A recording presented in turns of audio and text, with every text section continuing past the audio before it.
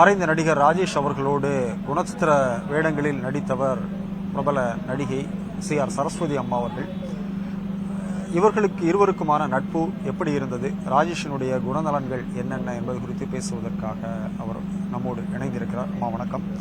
ஒரு கடினமான ஒரு சூழல், இந்த நேரத்தில் அவருடைய நினைவுகள் என்னென்ன? அவர் ரொம்ப ஒரு நல்ல மனிதர், ஒரு பண உதவியும் மன உதவியும் கூட செய்திருக்கிறார்லாம் சொல்றாங்க. நல்ல மனிதர்ன்றதுக்கு ஒருபடி மேலே போய் அற்புதமான மனிதர்னு சொல்லலாம்.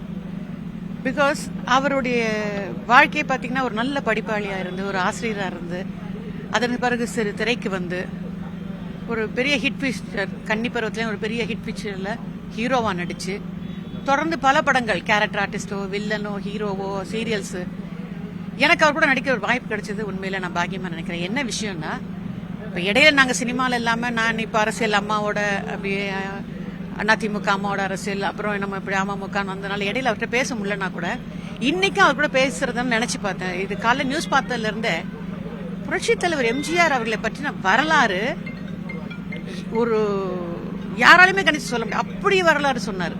எங்களுக்கெல்லாம் தெரியாத விஷயங்கள் கூட, அந்த மாதிரி ஒவ்வொரு விஷயமும் அவர்கிட்ட உலகத்துல எதை பத்தி கேட்டாலுமே பதில் சொல்லுவார். அவ்வளோ நாலேஜபிள் பர்சன், அவ்வளோ புக்ஸ் படிப்பாரு, அவ்வளோ புக்ஸ் கலெக்ஷன் வச்சிருப்பாரு. அரசியலா இருந்தாலும் சரி, ஆன்மீகமா இருந்தாலும் சரி, சோசியல் பத்தியும் சரி, எதை கேட்டாலுமே பதில் சொல்லுவாரு. இல்லாத விட ரொம்ப எளிமையான மனிதர். செட்டுக்கு வந்துட்டாருன்னா சிரிச்ச முகத்தோட இருப்பாரு, கலகலன்னு இருப்பாரு. இடையில நம்ம ஒவ்வொரு ப்ரொஃபஷன் வழியா அப்படி இப்படி போயிட்டதுனால பார்க்க முடியலன்னா கூட உண்மையிலே இந்த இழப்பு என்பது எனக்கு ரொம்ப வருத்தமா இருக்கு. முந்தா நாள் தான் துபாய்க்கு போயிட்டு வந்தவர் ஒரு திடீர்னு ஹார்ட் அட்டாக் வந்து இறந்து போயிருக்காரு. இருந்தாலுமே சொல்றேன், அவரை மாதிரி ஒரு நல்ல நடிகர், ஒரு நல்ல மனிதரை இழந்தது அவரோட குடும்பத்துக்கு மட்டும் இல்லை, எங்களை போன்ற அவருடைய நலம் விரும்பிகளுக்கு மட்டுமல்ல, அவருடைய ரசிகர்களுக்கும் சினிமா இண்டஸ்ட்ரிக்குமே ஒரு மிகப்பெரிய இழப்பு. ஏன்னா அவ்வளோ ஒரு நல்ல மனிதர் தான் நான் சொல்லணும். எனக்கு அந்த முகத்தை பார்க்கும்போது, இன்னும் ஒரு தடவை நாங்கள் ஷூட்டிங்காக பொள்ளாச்சிக்கு ட்ரெயினில் போகும்போது தூங்க கூட இல்லை, அவ்வளோ விஷயங்கள் பேசிட்டு வந்தார், அவ்வளோ விஷயங்கள் சொல்லிட்டு வந்தார், அவ்வளோ வரலாறு சொல்லிட்டு வந்தார். நான் அப்போ தான் சொன்னேன், சார் நீங்கள் ப்ரொஃபஷனலாக வாத்தியாராக கூட இருந்திருக்கலாம், ஆனால் இவ்வளோ விஷயங்கள் எப்படி சார் படிச்சீங்க? அவ்வளோ படிச்சிருக்காருங்க, அவ்வளோ நாலேஜபிள் பர்சன். அந்த மாதிரி உண்மையிலே மிகப்பெரிய இழப்புன்னு தான் சொல்லணும். நிறைய படிக்கிறாரு, ஒரு நடிகர் ஆனதுக்கு பிறகும் கூட இவ்வளவு படிப்பை தொடர்ந்துகிட்டே இருந்திருக்காரு, பலருக்கும் அதை பகிர்ந்திருக்கிறாரு அப்படின்னு சொல்றீங்க. அப்படி இருக்கிறப்போ ஏன் ஒரு ஆசிரியர் வேலையை விட்டுட்டு நடிக்க வந்த நீங்க யாவது குறிப்பிட்டிருக்காரு? இல்ல, அவர் என்ன சொன்னாருன்னா, நான் திரைக்கு செலக்ட் பண்ணி வரல, நான் ஆசிரியர் பண்ணி பார்த்துட்டு இருக்கும் போது அவருக்கு நாடகங்கள்ல எல்லாம் ரொம்ப இன்ட்ரெஸ்ட் இருந்திருக்கு. இப்ப நம்ம நிறைய பேரை பார்த்துருக்கோங்க, ப்ரொஃபஷனல் திடீர்னு சினிமாவுக்கு வரோம் கூட, சின்ன வயதுல நாடகங்கள் நிறைய பார்த்து நடிக்கணுங்கிறதெல்லாம் பண்ணி அதுக்கப்புறம் வீட்டில் படிக்கணும்னு சொல்லி போயிட்டு வந்தவங்களும் இருக்காங்கல்ல. அந்த மாதிரி இவர் சொல்லுவார், எனக்கு சின்ன வயசுல இருந்தே நாடகங்கள்லாம் ரொம்ப பிடிக்கும். ஸோ அதன் மூலமா வந்தபோது உண்மையிலே எனக்கு கிடைத்த வாய்ப்பை நான் இழக்க விரும்பல. ஏன்னா அற்புதமான ஒரு டைரக்டர், அவர் ஃபர்ஸ்ட் அறிமுகமே கன்னி பருவத்தில் ஒரு நல்ல ஒரு படம், ஒரு பெரிய ஹிட் பிக்சர் அவர் ஆச்சு, அவரோட லக்குன்னு தான் சொல்லணும் அது. ஸோ அதனால அந்த என்ட்ரி அவருக்கு ஒரு பெரிய ஹிட்டை கொடுத்ததுலேருந்து அதுக்கு மேலே என் குருநாதர் பாக்யராஜ் சாரோட அந்த 7 நாட்கள் மறக்க முடியாத ஒரு கேரக்டர் ராஜேஷ் சார் பண்ணது. அந்த 7 நாட்கள் ஒரு சட்டில்டான ஒரு பெர்ஃபார்மன்ஸு, ஒரு அருமையான ஒரு கேரக்டர். ஸோ அதனால அவர் சொல்லியிருக்காரு அதனால தான் அவர் என்னன்னா நிறைய படிச்சு நிறைய மாணவர்களுக்கு டிப்ஸ் எல்லாம் கொடுப்பாரு. அவர் சினிமாவுக்கு வந்துட்டா கூட அந்த ப்ரொஃபஷன் அவர் விடலை. அவர் ப்ரொஃபஷனலாக போய் வாத்தியார் பண்ணி செய்யலை, ப்ரொஃபஷனலாக போய் டீச்சிங் பண்ணலன்னா கூட நிறைய பேருக்கு நிறைய விஷயங்கள் அவர்கிட்ட ஆலோசனை கேட்டு வந்தாங்கன்னா சொல்லுவார். என்னென்ன சொல்லணுமோ, என்னென்ன ஹெல்ப் பண்ணணுமோ, அந்த மாதிரி நிறைய பேர் ஹெல்ப் பண்ணுவோம். அதே மாதிரி சினிமா ஷூட்டிங் இடையிலையுமே எல்லாருக்குமே அவங்களுக்குலாம் தெரியாத விஷயங்கள் கூட சொல்லுவார்.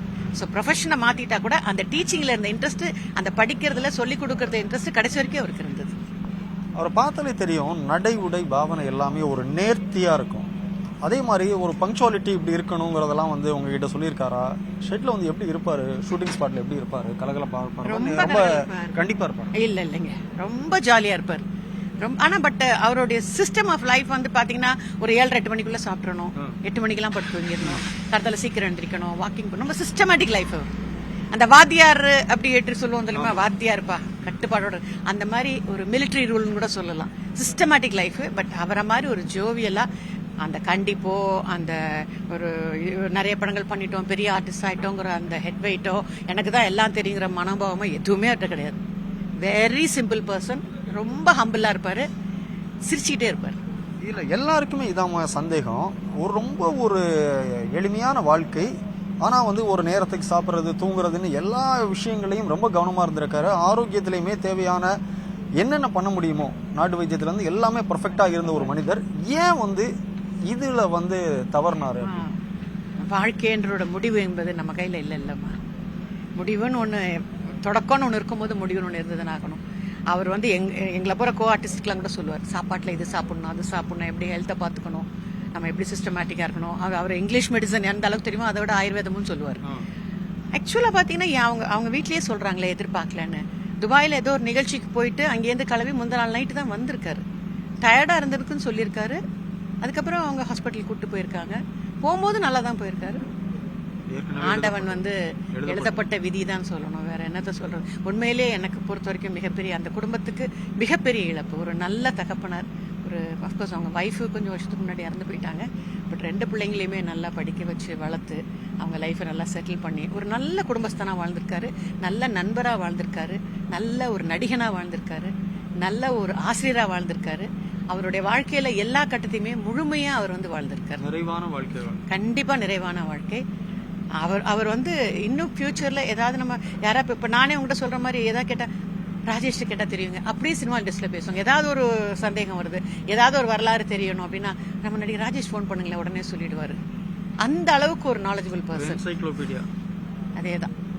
ஸோ உண்மையிலே அந்த இறைவன் அவருடைய ஆன்மா நிழல், இறைவனோட திருவடியில ஆத்மா சாந்தி அடையணும்னு மனசார வேண்டிக்கிறேன். ஒரு நல்ல மனிதர் இழந்த சோகம் மனசுல இருக்கு. ஆன்மா சாந்தி அடையட்டும். நன்றி.